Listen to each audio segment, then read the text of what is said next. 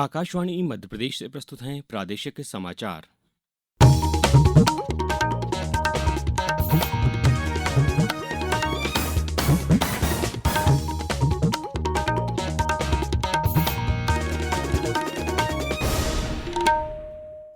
नमस्कार, समाचारों के साथ मैं अभिषेक कटियार। सबसे पहले इस बुलेटिन के मुख्य समाचार। प्रधानमंत्री ने कल प्रसारित हुए पॉडकास्ट में कई विषयों पर साझा किए अपने विचार। प्रदेश के शहडोल जिले का किया उल्लेख। दिल्ली में आज से रायसीना डायलॉग 2025 की होगी शुरुआत। न्यूजीलैंड के प्रधानमंत्री होंगे मुख्य अतिथि। राज्य विधानसभा के बजट सत्र में आज नगर और ग्राम निवेश संशोधन विधेयक होगा पेश। और प्रदेश में कई स्थानों पर तेज गर्मी जारी, अगले कुछ दिनों में हल्की बारिश की संभावना। अब समाचार विस्तार से। प्रधानमंत्री नरेंद्र मोदी ने जोर देकर कहा है कि भारत तटस्थ नहीं है, बल्कि शांति के लिए मजबूती से प्रतिबद्ध है। उन्होंने कहा कि भारत शांति के बारे में जो भी बोलता है, दुनिया उसे सुनती है, क्योंकि भारत गौतम बुद्ध और महात्मा गांधी की भूमि है। श्री मोदी ने एआई शोधकर्ता और पॉडकास्टर लेक्स फ्रिडमैन के साथ बातचीत में कहा कि भारतीय सद्भाव में विश्वास करते हैं और शांति के समर्थक होते हैं। भारत और चीन के संबंधों पर श्री मोदी ने कहा कि दोनों देशों के संबंध नए नहीं हैं, बल्कि प्राचीन काल से ही सांस्कृतिक और सभ्यतागत रिश्ते रहे हैं। उन्होंने कहा कि भारत और चीन ने एक साथ मिलकर वैश्विक कल्याण के लिए योगदान दिया है।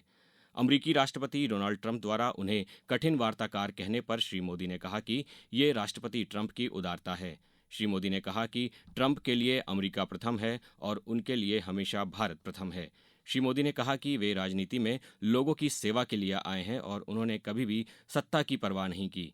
पॉडकास्ट में श्री मोदी ने कहा कि सत्ता की बजाय उनका ध्यान उत्पादकता पर केंद्रित रहता है।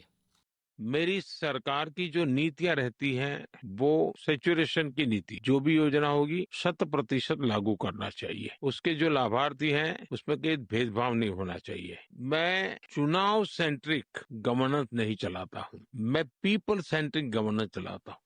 कल शाम प्रसारित हुए इस पॉडकास्ट में प्रधानमंत्री ने प्रदेश के शहडोल जिले का भी उल्लेख किया, जिसे मुख्यमंत्री डॉक्टर मोहन यादव ने सोशल मीडिया पर शेयर किया है। प्रधानमंत्री ने कहा कि शहडोल जिले के एक गांव को मिनी ब्राजील कहा जाता है। हमारे यहाँ मध्य प्रदेश करके एक स्टेट है, वहाँ शहडोल करके एक डिस्ट्रिक्ट है।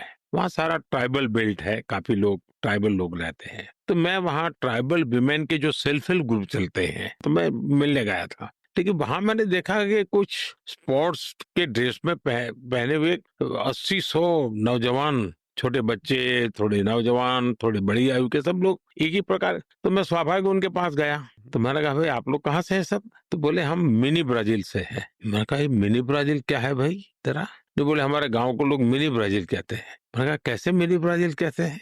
बोले हमारे गांव में से हर परिवार में 4-4 पीढ़ी से लोग फुटबॉल खेलते हैं। नेशनल प्लेयर 80 के करीब हमारे गांव से निकले हैं। पूरा गांव फुटबॉल को समर्पित है। और वो कहते हैं कि हमारे गांव का एनुअल मैच जब होता है तो 20-25 हजार दर्शक आसपास के गांव से लोगों से आते हैं। तो भारत में फुटबॉल का जो इन दिनों क्रेज बढ़ रहा है, मैं उसके शुभ संकेत मानता हूं।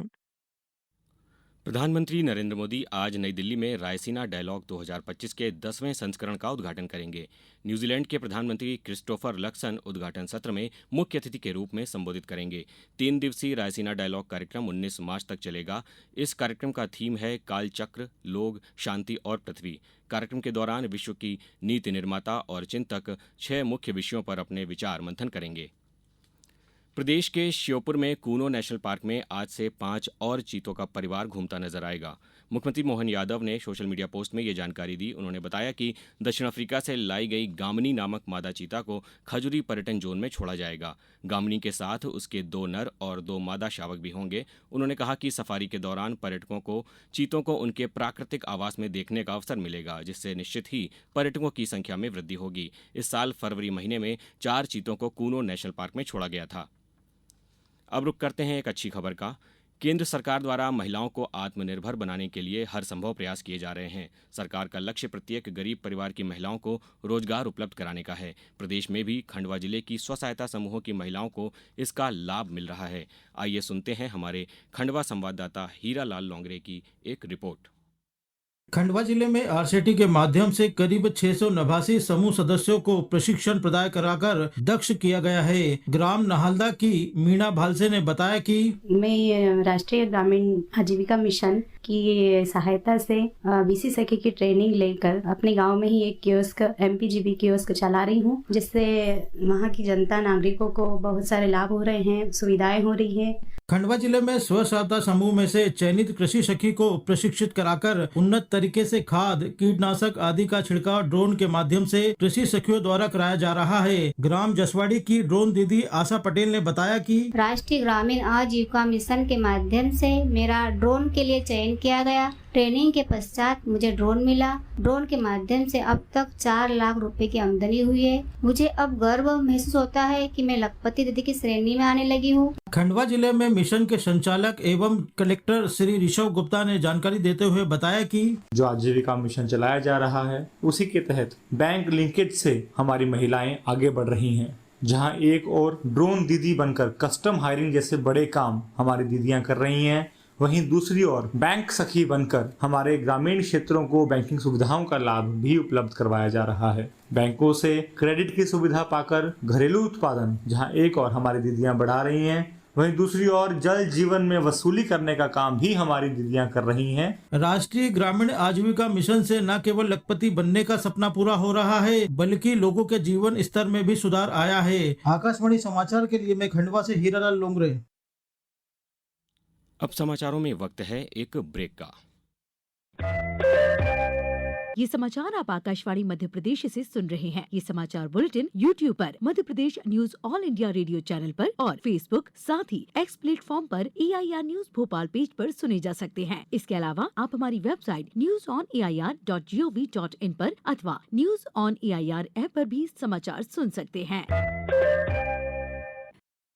राज्य विधानसभा के बजट सत्र में आज कई विधायी कार्य संपन्न किए जाएंगे। आज आम बजट पर चर्चा होगी और वर्ष 2024-25 के लिए दूसरे अनुपूरक अनुमान की मांगों को मंजूरी दी जाएगी। नगरीय विकास एवं आवास मंत्री कैलाश विजयवर्गीय मध्य प्रदेश नगर तथा ग्राम निवेश संशोधन विधेयक 2025 को विधानसभा में पेश करेंगे। मुख्यमंत्री डॉक्टर मोहन यादव ने कहा है कि राजगढ़ में लगभग 500 करोड़ के निवेश से विभिन्न क्षेत्रों में औद्योगिक इकाइयां स्थापित की जाएंगी। उन्होंने कहा कि राजगढ़ को मेडिकल कॉलेज की सौगात भी मिलेगी। मुख्यमंत्री कल राजगढ़ में शौर्य स्मारक, जिला अस्पताल के लोकार्पण और रैन बसेरा नए विद्यालय भवन और विधि महाविद्यालय के भूमि पूजन को संबोधित कर रहे थे। उन्होंने कहा कि 350 किलोमीटर लंबी रामगंज मंडी से भोपाल तक की रेल लाइन भी इस क्षेत्र को मिल रही है। इन्वेस्टर समिट के माध्यम से भी जब 30 लाख करोड़ का इन्वेस्टमेंट आया तो मुझे इस बात की प्रसन्नता है, लगभग 500 करोड़ की फैक्ट्रियां राजगढ़ में भी लगने वाली है। यहाँ के युवाओं के लिए, यहाँ के गरीबों के लिए, किसान के बच्चों के लिए, बहनों की बेहतर जिंदगी के लिए ये विकास का कारवां चल रहा है। प्रदेश में गर्मी ने अपना तेवर दिखाना शुरू कर दिया है। प्रदेश के कई शहरों में दिन का पारा 40 डिग्री के करीब पहुंच चुका है। वहीं रात का तापमान भी बढ़ा है। नर्मदापुरम में सर्वाधिक तापमान 39.8 डिग्री सेल्सियस दर्ज हुआ। इस बीच मौसम विभाग ने आज दिन रात के तापमान में 2 से 3 डिग्री की गिरावट होने और 18-19 मार्च को जबलपुर, नर्मदापुरम, इंदौर, भोपाल, शहडोल और ग्वालियर संभाग में कहीं कहीं हल्की बारिश होने की संभावना जताई है। रीवा, मऊगंज, सतना, पन्ना, दमोह और मैहर जिलों में आज वज्रपात के लिए येलो अलर्ट जारी किया गया है। अब कुछ समाचार संक्षेप में।